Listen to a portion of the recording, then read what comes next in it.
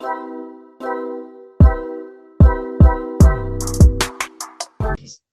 right. Hey, everybody.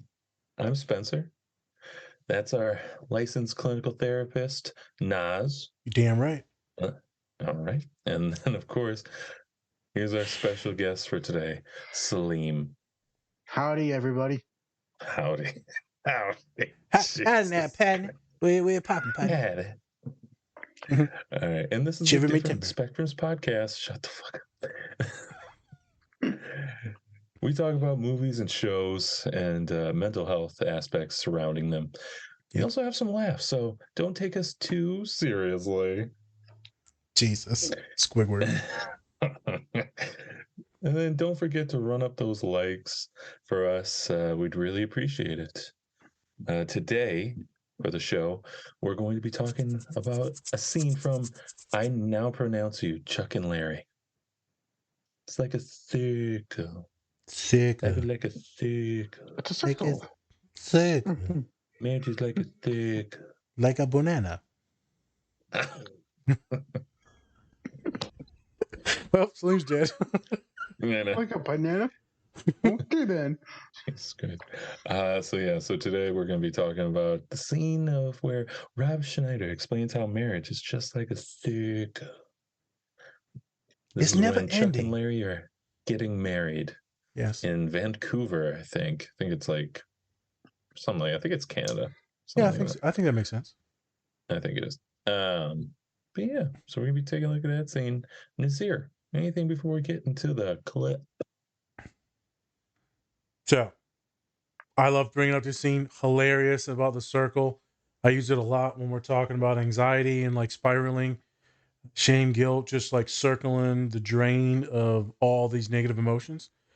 But if we're talking about for real, this was the first movie I realized that you could marry your best friend.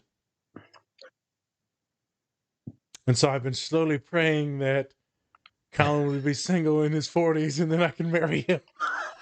You're like, hey man, you know you're not gonna get with somebody else. Just get with me, man. Like, So that would make me your gay brother?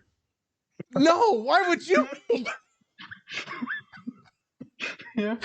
No, you would be. I'm not even gay. But like, I would marry him because I wanted. I don't know how to explain this to where I don't sound super gay.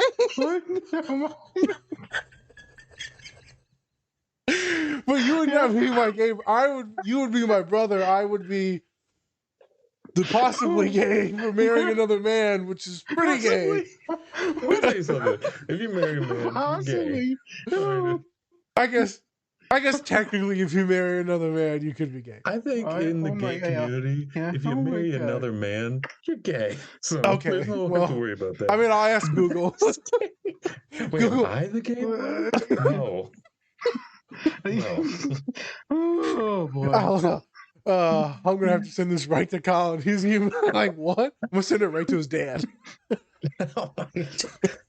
I knew something was up with him. I knew it. I never liked him. Oh my god. All jokes aside, Colin's dad is super awesome. Awesome dude. So, but yeah, man, I remember being young, man. I was like, you can just live with your best friend and not have to put up with any crazy ass other people. I don't want to. I wonder where he's going with that one. Women scare me. Okay. We'll be diving into that for this podcast. Yeah. Why do women scare you now? Well, it started when my mom brought out the bill. Oh, here we go. Here we go. So yeah, all jokes aside, we're gonna have some fun with this pod. Remember, anytime we have Saleem on the pod, we're gonna have some fun. So we are gonna try and touch on some therapy stuff though.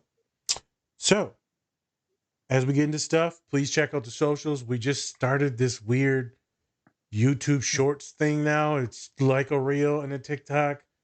Hopefully we can bring up some more subscribers with that. Please subscribe and enjoy the 30-second ad. Then we're going to get right back at it. Circle. It's a circle. Well, like a creepy ass clown. That's pretty much what he is. So. Oh, circle. Circle.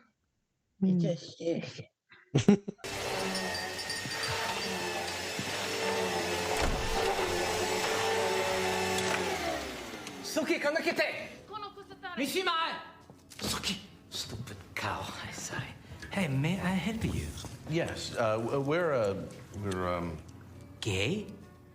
yeah, we're marrying each other. Gay. Civil or religious? Religious.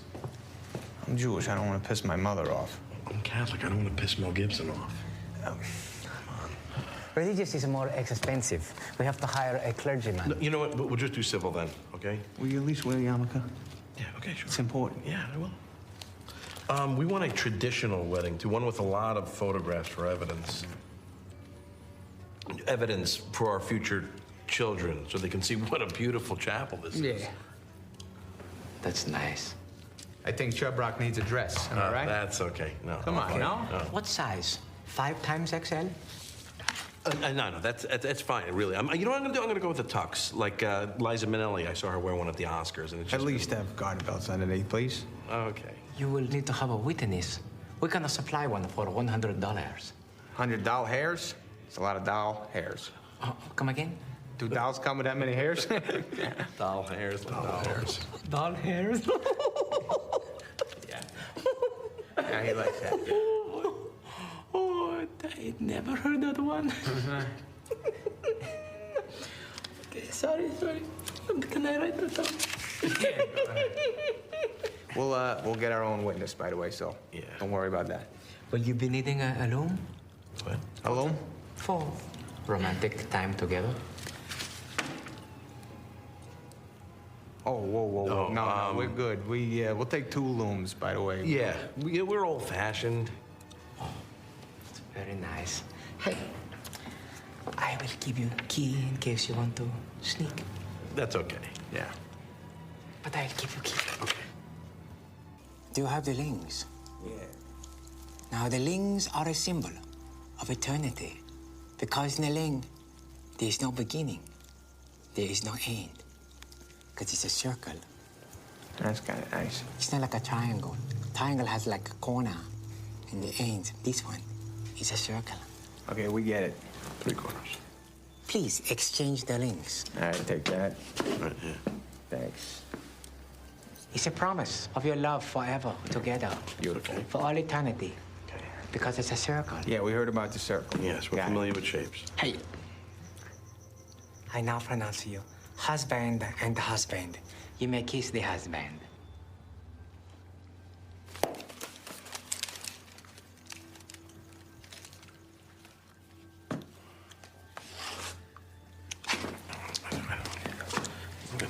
Just, yeah, this. What do you mean? We got to do it. Kiss the husband.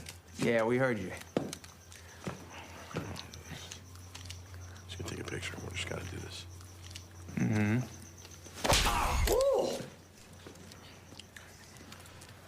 That's how we roll in our house, baby. Yeah, oh yeah. Oh.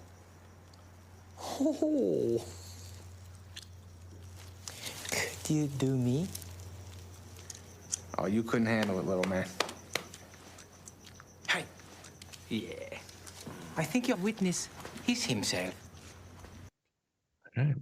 Hey, everybody. Welcome back. So before we get into it, please subscribe and get notified of when we actually post our videos. Yeah, hit the button. Because then you'll know when things are posted. We have some nice videos coming up. We have the replacements. Also, Talladega Nights. Yep. Will Ferrell. Got some funny ones. Then we have some more serious ones coming up as well. So please hit that subscribe button. And so then you can get notified of when we actually post them. So Appreciate it. yeah, please. Mm-hmm. And with that, let's get back into it. We just watched a clip from I Now Pronounce You Chuck and Larry. And so this movie's all about 2 firefighters who want to get married because I think it was Chuck. I want to say Chuck. I think it's Chuck. I think it's Kevin James. It's Kevin James's character. He wants to, he needs benefits for his kids because his wife died. And so he doesn't have any more benefits. They're both firefighters. And so he asks Kevin James asked Sam Sandler, like, hey, how about this? We can get married and then I can have the benefits and it'll be like, we're just friends, but we're married. You Yeah. know? That's Yeah. all I want. Yeah, I know that's all you want. He'll do it one day. Colin will do it. Don't worry. I know. We just One gotta day.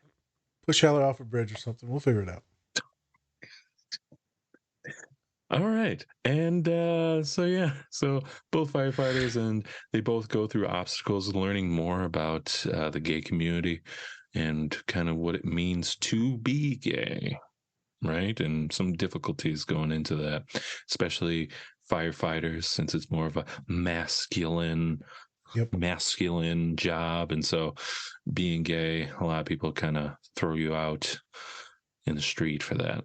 Yeah, they feminize a lot of anything that's gay or not masculine or macho. Right. Also, this did come out in like what, 2008, 2009, something like that. 2007. I just looked it up. Oh wow, 2007. There you go. Yep. So it's more. This movie kind of has a little bit more of a mainstream feel to it, and you don't really get that. We talked about this, me and Nas, about how not a lot of comedies had a lot of gay kind of, I guess, themes to it.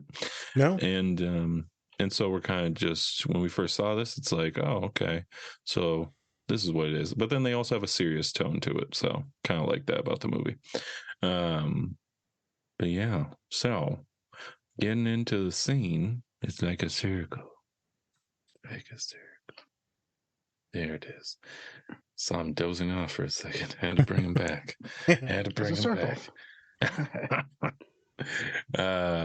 Nazir, what'd you think about this scene? Yeah. So like you were saying about the show, just in general, I didn't remember seeing any pro-gay things or anything about gay folk, queer folk in general. Not in 2007. Now that's a thing. You can see it. Yeah. Right. Even on the new show, The Last of Us, that just dropped, right? That scene, a lot of people were still super angry about it because the character was gay. I forgot the main character's name. It's the kind of angry old dude from yeah. What's Parks that old and dude's? Rec. Yeah, Parks and Rec. But yeah, in 2007 was the thing. Now it should be stated that they are both straight males that married each other, but then they have to act as gay, and so there could be some weird stuff about that. And then they go like through this cycle of kind of definitely being homophobic themselves. And Kevin James's son is also gay. Well, they don't explicitly say it, but Yeah, so we'll just go with more, let's say more feminine, whatever that means. Right. And then their daughter's more masculine, and whatever that can mean in its connotations, right? The genders are switched there. And so you see this where they're trying to pass some things down, and it's a complex movie where one individual, I feel like, can learn and grow. You could be in this more homophobic place and then be like, oh, what's going on? And then you start to build the empathy. So there's a scene that we may or may not show where they're outside that nightclub, or when they're right before they get married, right? There's so many extreme, bigoted, homophobic things that are said. And by the end of it, a lot of things start to happen. They end up becoming more allies. They're such allies that some other folks in the fire department come out as gay, right? So there's just a lot of movement that happens in the show. Getting into this specific scene, though. Now, this scene with my neurodivergent ass, I just, anytime anyone says circle, in my mind, I'm like, it's like a circle. It's just, it's never ending. And it's not like square, but circle. And I remember I brought this up to Tara. So every single time I'll say circle or someone will say circle, she'll just literally pull up her hand and start drawing. That's funny. Even if you just say it in a random conversation, you're just like, oh yeah, it's a really nice down. Circle. Circle. Just tormenting her. And so you're like, okay, how often do people actually say circle? Not too often, but in therapy, it comes up a little bit when we're talking about looping. So a lot of us with anxiety will loop and loop and loop and loop in the same thoughts. So I'm going to go ahead and throw myself under the bus here, because I never really know how I'm going to go with these pods. But me and Spencer shot a video on Monday, and we were talking about ADHD and how people mess up, and you get into like the shame spiral. And then what do? Turns out I didn't record the full hour show, and me and him just had a really good talk about Rocky for a full hour. Hey, always appreciate those talks. Always a good talk. I was so mad. I was infuriated. I was like shaking and tense at the same time. And I like wanted to rip something. Then I was like demeaning myself because I just wasted my time and his time. I didn't go to, we got done, I think, at probably midnight, 11:30. I don't think I went to sleep to 2 just because I was wound up. Mm-hmm. Cranked up. Gotta go to the arcade. It's a New Girl reference. And so I just went in that circle, man, that spiral. You just keep going, and going. Thankfully, my self-concept and image confidence is pretty high. So something like that can roll off my back after a little bit. I got other humans where it can't. And so I wanted to bring it up because of that feudal cycle. Circle, right? It just keeps going. Because love, it's infinite. It's just going to keep going and going and going. I feel the same way, Saleem. It's just like an Energizer bunny. Just like Saleem in the bathroom. It just keeps going and going. Yeah. What's this guy do with me in the bathroom? What the fuck? It's like, why do I get picked up? Oh, 3:30 again. Here we go. I gotta go to work. So we'll get into some of the anxiety and spirals and feudal cycles in a few seconds. So that's why I wanted to bring up the scene, though. Very good example, having some fun. And maybe you can use this scene to be like, wait a minute now. Maybe I don't need to go in this direction. Maybe I'm bullshitting myself. I need to back out, step out, do something, get out of this mindset. So that's why I brought it up. Okay. And then remember, as I said before, this taught me something completely new about men, about emotions, about care, about empathy, about two men hugging each other and like possibly marrying each other. That was not like a thing, right? Gay marriage equality, that didn't get passed until I was in college, maybe even graduate school. All right, this is 2007 stuff. Yeah, and there's still some places that are trying to not recognize it. Correct. So that's what I said, man. It's an interesting movie. Right. But yeah, funny scene. It's just a funny scene, and I love it so much. It is. Saleem, before we go to Spence, so you've never seen the movie? I think I've seen it a couple of times with some friends of mine, but I don't remember all of it. No? Do you remember this scene? Mm-mm. I don't recall the circle part. I only remember the part where he walked up to the guy's house and started talking to him or something like that. That's all I remember. You talking about the detective or you talking about the mailman? Because the mailman seems pretty interesting. He's like, hey, yeah, I think it was when, I'm pretty sure it was like the mailman walking to, I don't know. It's been a while since I've seen the whole show, seen the movie, so I don't remember clips of it. Okay. Yeah. Okay. Interesting. So the circle part. I'm gonna have to go back and rewatch it because I'm not sure about the whole. That's fine. Do you ever catch yourself running in circles, Saleem, in your thoughts or in your mind? I think I do that all the time. You do? Yeah. My mind's always going in circles every time. Yeah? Yep. How do you walk then? If you just walk in circles? I feel like I'm going backtracking. Backtracking? You mean backpacking? I don't know. My mind's always running around in circles, though. Where is your mind going, Saleem? Where does it go? Yeah, I don't know. I haven't found out yet. Oh, that's self-discovery. I like it. Yeah, I know Saleem will find it. He'll loop with me and Pops all the time because he gets like one thing in his head, so then he'll tell you like 5 different times. So Pops will tell you he comes out of his room like multiple times a day. Well, I got work at 6 o'clock. and I gotta leave by I gotta get ready by 3, and then by 4:46 I gotta get ready, and then I leave by 4:56, and then I'll be there by 5:15. When 5:15 I'm playing my phone, and by 5:30, right? And Saleem will go through that with me multiple times. Yeah, he does it with me all the time, where he'll loop. And I think a lot of folks that are neurodivergent don't know that they loop, and they'll tell you the same thing over and over and over as a preparation, right? Because there's this anxiety or this excitement. So they'll just kind of give you the play-by-play. They'll give you the Tony Romo in your mind. I bring up Tony Romo because everyone hates him right now. It's weird. Do they? Yeah. Everyone Why wants do to they hate hate someone about it. Everyone hates everyone. I thought he's been doing pretty good. I always thought it was good because he knows the plays before they even happen. But people don't like how he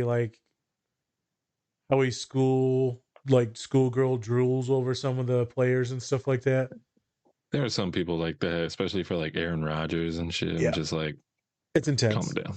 Yep. It's intense. But yeah, I get it. So yeah. What about you, Spence? What do you think about the scene, and do you ever do any tickling?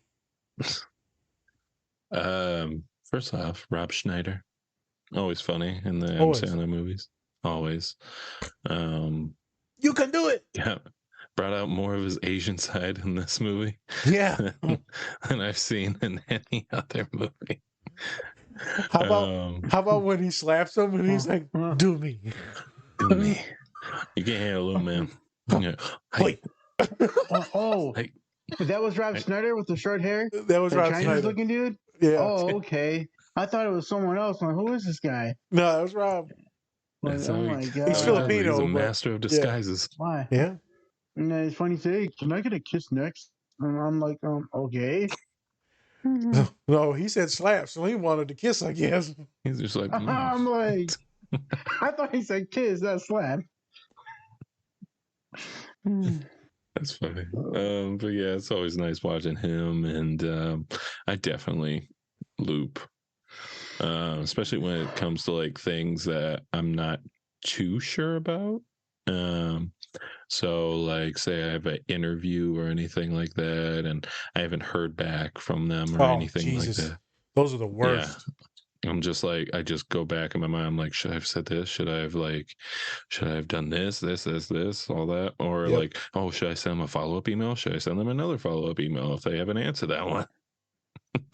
And it's just like, worst, man. It is. It sucks, especially when they don't say anything. Like, bro, yes. give me a little something. Anyone that's applied for a job out there, you know exactly what this is. The waiting period between the job and the follow-up is terrible. So bad. And you're like, oh, they said they're going to follow up this week. Week passes. You're like, yep. Does that mean I'm not in it? I hate that when I hate when they do that. When you like apply for a job or a certain position, and you're just like, you wait and they say, oh, we'll call you back the next day. Then the day goes by and you're waiting by your phone. It's like any day now.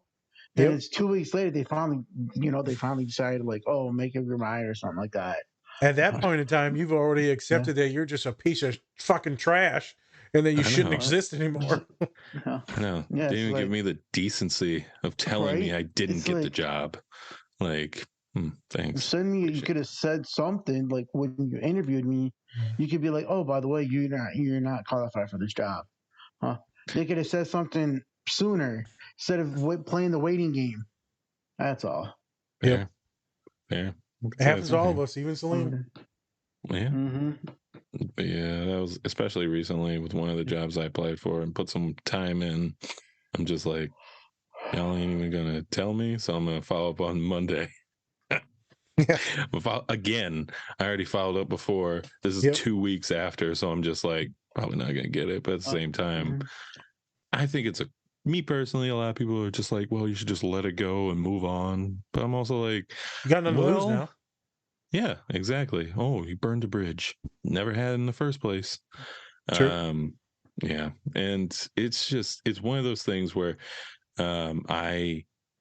especially me, I just flipping go back and forth with it, and I'm like, all right, I need them to tell me something. I hate not being responded to. That's one of my things, especially if it's something like this, because it's like, okay, I want to be part, but it's like, do I want to be part of a company that won't even get back to me, even though I put in time and work into something, lost sleep over something that I did for them, and they're not even have like the courtesy of doing that.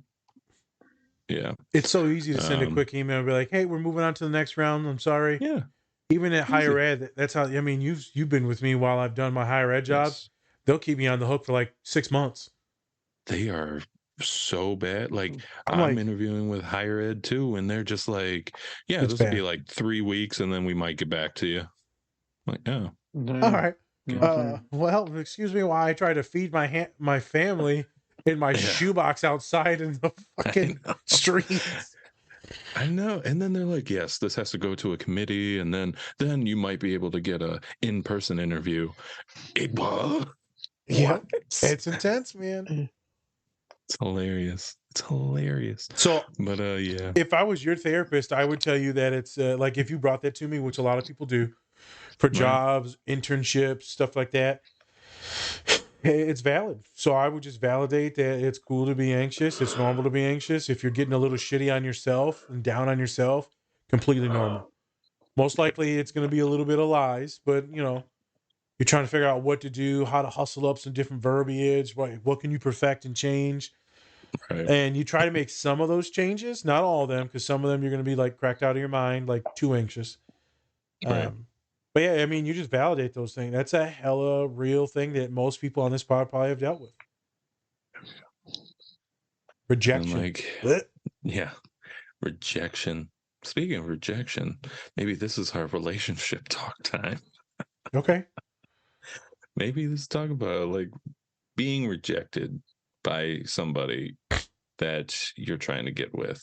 That's also a tough pill to swallow. It is. But at the same time, it's like, how do you respond to that?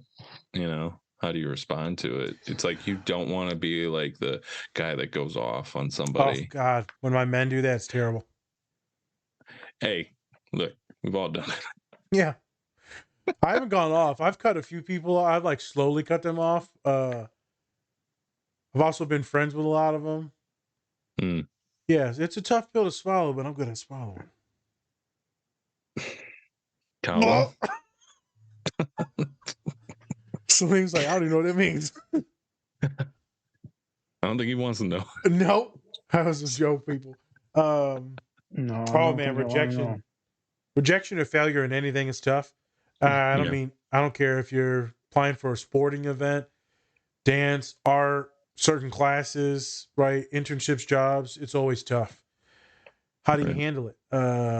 I know that when I was applying for the job at Nebraska to work on their football team, to be their therapist, and you know, I went to the last interview after 9 hours, and I'm like, oh, this is it, right? They're gonna get to me. I'm all happy and smiling. They're like, yeah, we're going in a different direction. But I just had to sit there and not cry. Right. My dad's like, you got the job, and I'm up there just crying, and he's like, what? So this isn't good tears. I'm like, no, it's not. Yeah. I've never had that type of rejection personally when it comes to partnerships.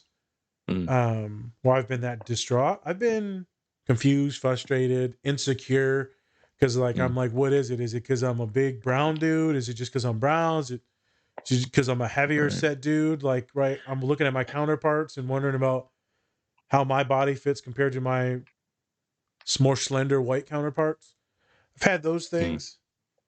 I think that's where I've gone with a lot of stuff, and I'm still like friends with a lot of my homegirls.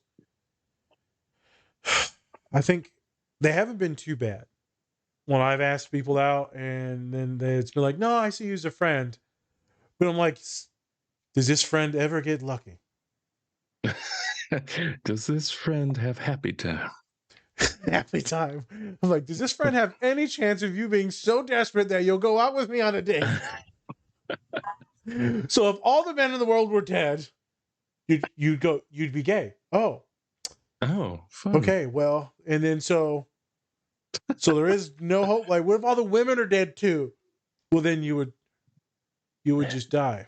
Okay. Well, I guess there's no chance.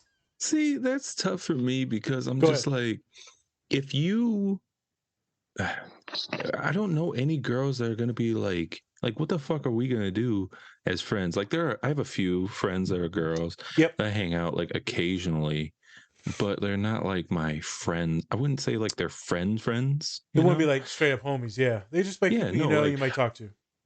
I will say one, Sarah Yep. from, she is straight like my sister. See, and that's where you kind of get it. You cannot have, like, I don't have any type of like sexual feelings towards her at all. It's Yep. all just like love and family. Yep. That's about it. And that's tough to get with like other women because we just don't hang out enough, right? And Yep. so when they reject me and like, oh yeah, we're just friends, I'm just like, oh, so you ain't gonna talk to me no more. All right, cool. Then let's just end this now. Yep. Like, I'd rather blow it up on my terms than on theirs. That's my thing. I'd I rather see that. go off on my little tangent and be like, well, fine, then we're done here. Yep. See you later. See you never. Okay, cool. Because then at least it's on my terms and not just like you being like, yeah, I decide when we're going to be friends and when we're not. So, oh, yes. You know, bye. that's not cool. Yeah. Yeah. Yeah, that's not cool. Yeah. I think the only time I've checked my individuals in my office, men and women, but it's been more the dudes. They'd be like, I'm nice. And I treated her nice. I'm like, okay. Like, she don't owe you anything, brother. Like, y'all was friends. You didn't go on any dates. You didn't spend any money. So you don't have a lot of skin in it, but you just had a lot of good conversations and talks and you treated them well. This is probably how you should treat everyone. Just because you treat someone nice doesn't mean that you own them. As a matter of fact, some of my boys will think that. I'm like, that kind of makes you worse than some of the mean guys because you trying to do the same thing, just get with them. You're just trying to do about it in a nicer way. Manipulation thing. Yeah, you're playing the long game where the other boys might be more shorter and direct. But the problem with that, but on the opposite end of it though, is like you can't just be blunt with women. Oh yeah, like, you can't be the super direct because then you're gonna look like straight ass. Very few women. Like I'm lucky enough because I'm with Dom and she, you know, I'm just a blunt person. That's not what it is. Unless I'm just like maybe I'm trying to be a friend to you, and then I'm kind of like easing my way into being myself. Yep. But at the same time, when it's a relationship, I'm just being myself. And a lot of women don't like that I have been so blunt. Where I'm just like, we gonna do this or not? Like, what's the deal here? Jesus, what's going on? We doing this or not? No? Okay, cool. Where do we stand on this thing we call love? It's actually bad because someone that Dom knows, I actually used to talk to, and she was more on the asexual side, and I was just like, well, delete. Yeah. Well, I work with so many clients that are ace, and that's an interesting one. Are there chances that you can find a partner that is ace? Yes, 100%. But it's going to be tough because they might not be on the apps like other people are. This and that, right? It might be harder to find your population when you're in the community or at campus at school because it's not a thing that's really talked about that much. Right. Because there's a lot of social constructs that make us think that we need to be with someone. And thus, even my people that are ace will force themselves to be sexually attracted to someone else and be turned on or think that they have a libido for that thing. And then they really don't. But ace, it's an interesting thing, especially amongst the folks that are neurodivergent, because there's a lot of ace folks amongst our population. Funny thing that you brought this up because I was with a client the other day, and I get all the demographics and the paperwork, and they said, "Yeah, my boyfriend." I said, "Boyfriend?" I said, "Oh, that's interesting." They said, "Why?" I said, "Your paperwork said that you were ace." Ace? Yeah, I'm ace. And it's like, okay, that's awesome. So you're ace, and your boyfriend's cool with that? Yeah, I don't like. No, what are you talking about? I'm heterosexual. Oh, you put it? It was the funniest circle. Take a chick. So we just went in a circle for like 3 minutes about sexuality and what it is and what it means. Oh my god! It was funny as hell. They were so embarrassed. So embarrassed. Great talk.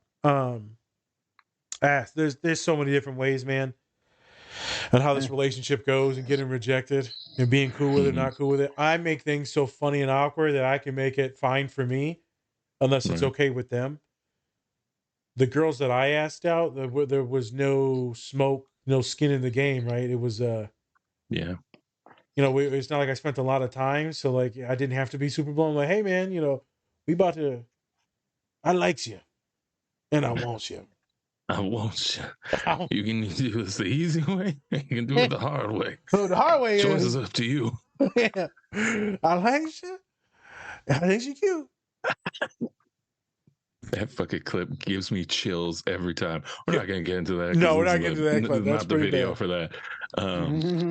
I remember asking one girl on a date in grad school, and I said, hey, all humans got to eat.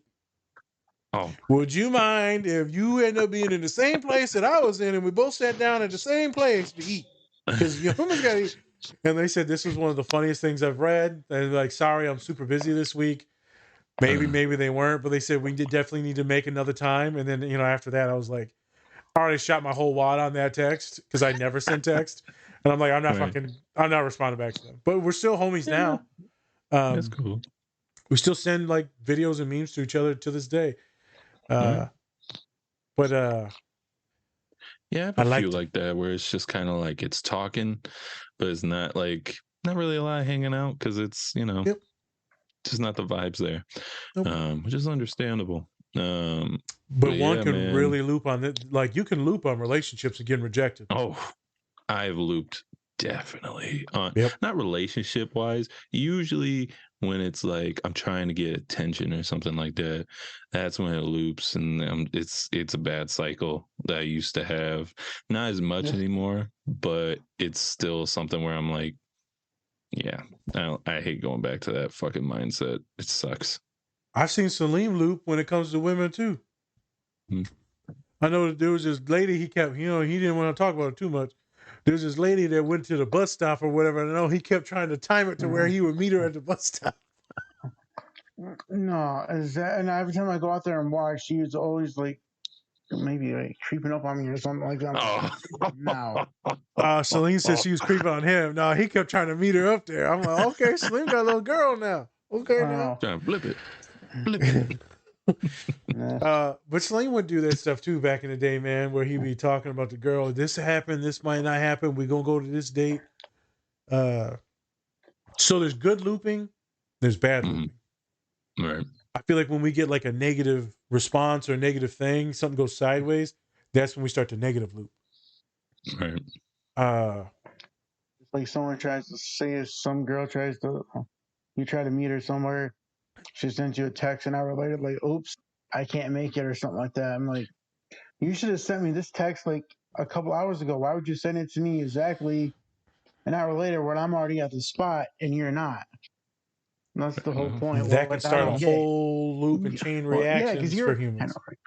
You're the place, but she texts you an hour later saying, "Oh, I'm not going to make it." Like, what the fuck? You got ditched. Fair enough. I'm already here. Why am I gonna? Why do I gotta wait? I don't want to wait. Also, I've definitely sent that text out a few times. I'm like, don't want to meet her. Yeah, it's like, okay. I don't think I've been in too many positions where I've ditched someone. Well, it wasn't a ditch. It was just like, never mind. Yeah.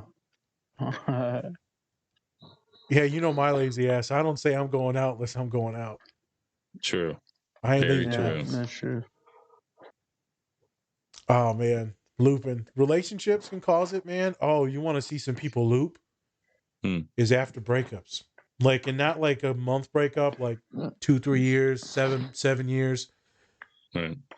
The things that can happen to a human where they loop and they think about the love, the loss, especially if they start as like best friends or they're best friends and they're dating. And then you break up because like things happen, mental health, moving away, like things happen. Right. And that's probably the worst I've ever seen is when you're best friends and you date. That's your person. Because now you're like kind of alone because you didn't really have a friend group because they were your best friend. Right.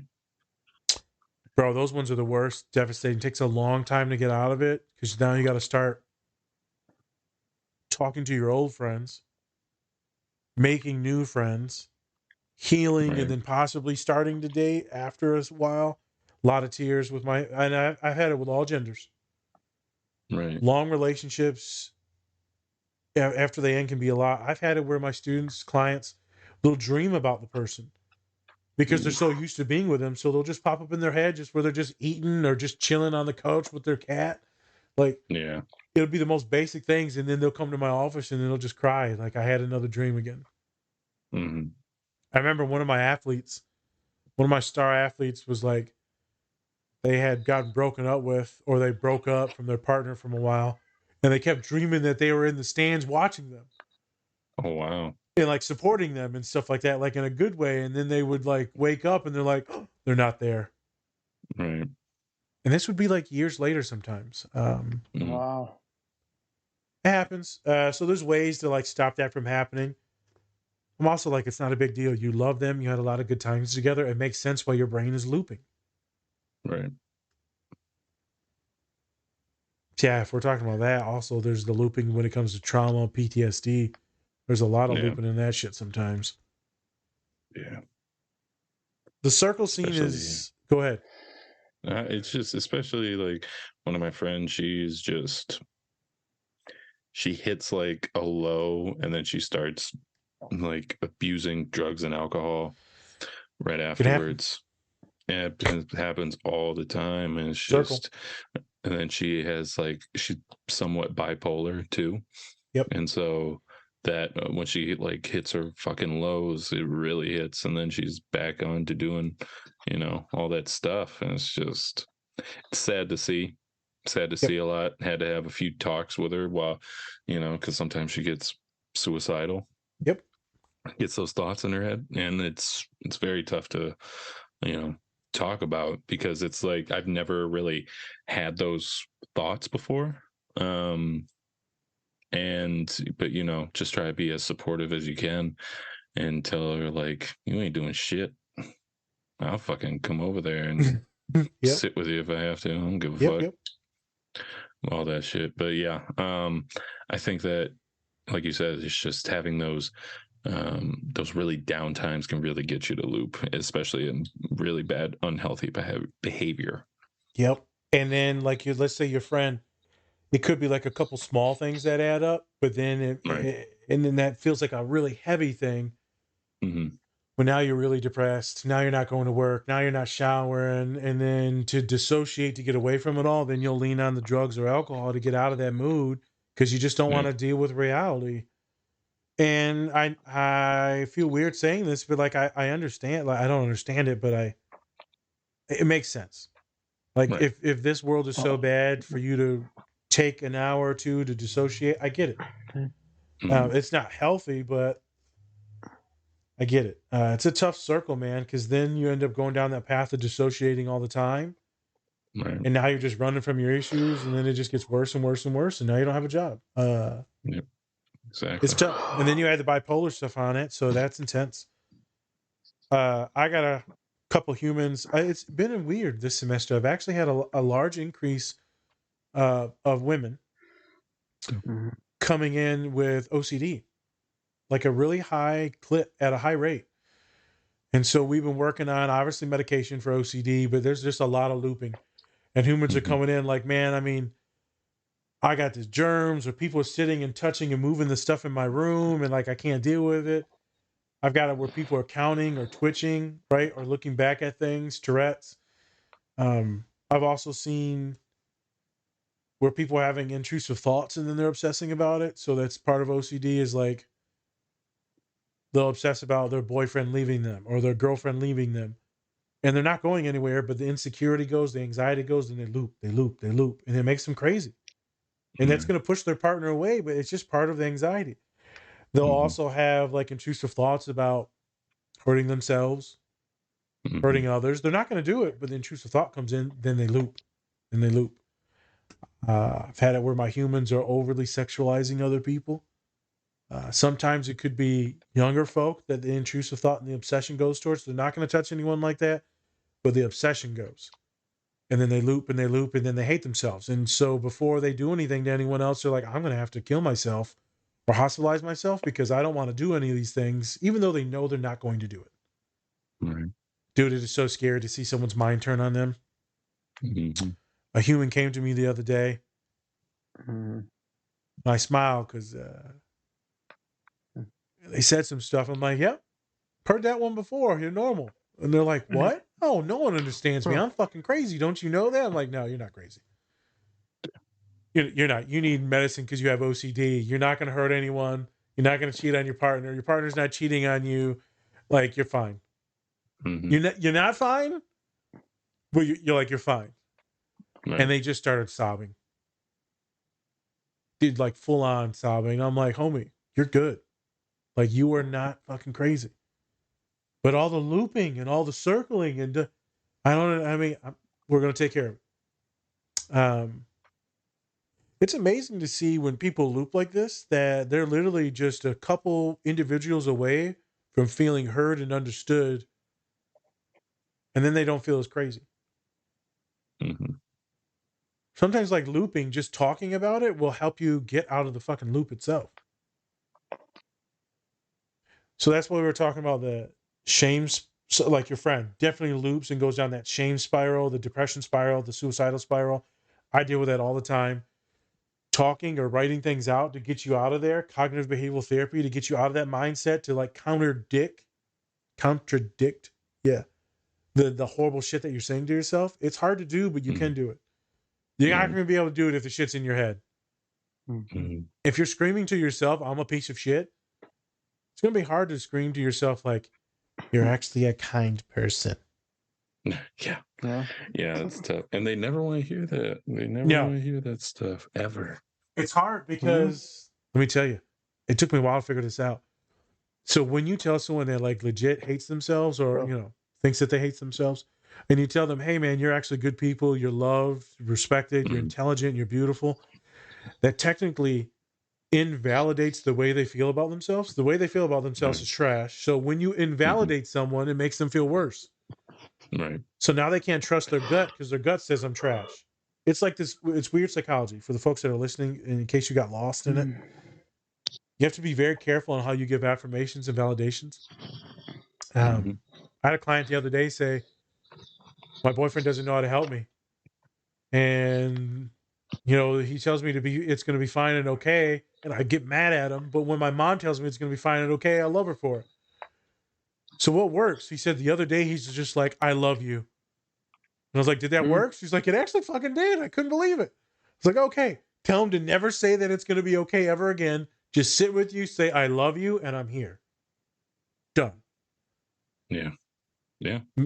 That's what she needed. That, and to, some of my humans like that physical contact. Right? You touch me, I'm gonna be like, what the hell? What happened? Yeah, what the hell happened? You gonna wake up like Ahsoka in the reels that you put on TikTok. How long was I sleeping? How long was I out? Yeah, you getting up faster. Did you drug me? Oh damn, Saleem. That's what people do nowadays when they're knocked out. People are just like, "Did you drug me or something?" How long was I out for? It is true. I want you to be like, Saleem, name your favorite circle objects. So as we close out and have some fun, we're all going to name our favorite circle objects. Or we could do the game, is it a fruit or vegetable?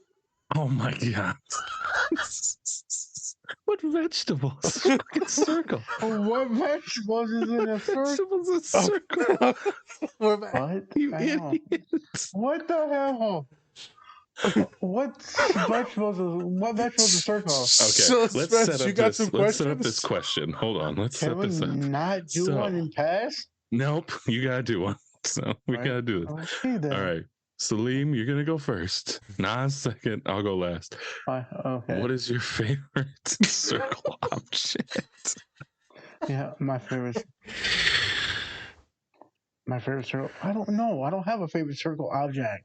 Anything, man. It could be just a circle. Could be a smiley face. Could be a tomato. How about an orange? Orange? All right, an orange. Or a cutie? All right. Huh? A cutie? The cuties are the tangerines. The clementines yeah. that you like, yeah. Yeah. No, you're just a cutie. Okay, Saleem goes orange. Okay, man. I'm gonna say the most circular thing that I've seen lately is our fucking logo. Like I stare at the thing all the time because of all the stuff that we do. So I'm gonna You're go. welcome. The thing that's burned in my head is the smiley face, but it's not a smiley face of Different Spectrums podcast. Look at that. Very nice. Mm-hmm. For me, it'd probably be. And with that, this has been. Did you just wait? Did he just say? Yeah. All right. So It's something you put on a roach and you ride the roach down the street. You're so fucked. Oh my god. All right. So with that, thank you for watching, everybody. Please hit that subscribe button. Take a sticker. Hit the subscribe. Circle that boy. Subscribe. Hit the like. Hit the share button. Make sure to tell people about this podcast because they're gonna want to watch it. They're gonna want to watch it. All right, everyone. Much love. We're out of here. Yes. Thank you. I'm Spencer. That's Nazir. That's Saleem. This has been the Different Spectrums podcast. Bye. Bye. And you look like a.